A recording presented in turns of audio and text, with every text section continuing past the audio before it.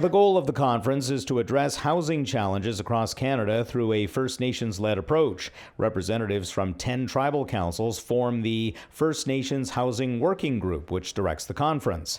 Clarence Mikas has been involved since the early days of the conference. I've been involved with the conference, I would say, around 20 years, maybe 21 years or so. So I've seen obviously many events and seen the growth. It started as a regional event for Northwestern Ontario, and maybe 3 or 4 tribal councils were involved with starting it in Northwestern Ontario.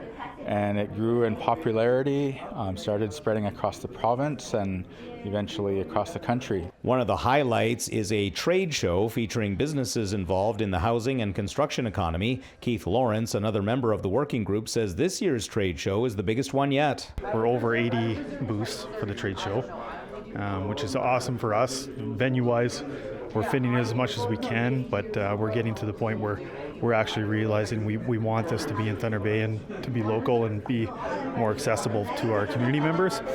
But finding a venue that's being able to host is our struggle. The Builders Challenge offers youth a hands-on home construction experience.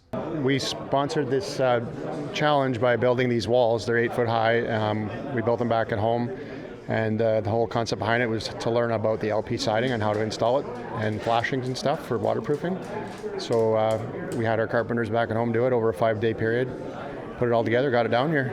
EA Northern Contractors is a main sponsor of the conference. For the company's on-site projects manager, it's his first time attending. Just to reach out to more communities and try to help the First Nations in the building aspect of everything. Say I grew up in First Nation community, so I see the struggles, obstacles that they go through. Trying to pride myself in being the difference. In the meantime, Mikas says the conference is meant to showcase how First Nations are working to create resilient communities. There are many new partnerships or funding opportunities available today, and many of them do not have a First Nation specific carve-out. So our communities are competing with cities and municipalities across the country. So coming together, I think, helps us learn about those opportunities and network so we can support each other in different ways. Mike McDonald, APTN National News, Thunder Bay.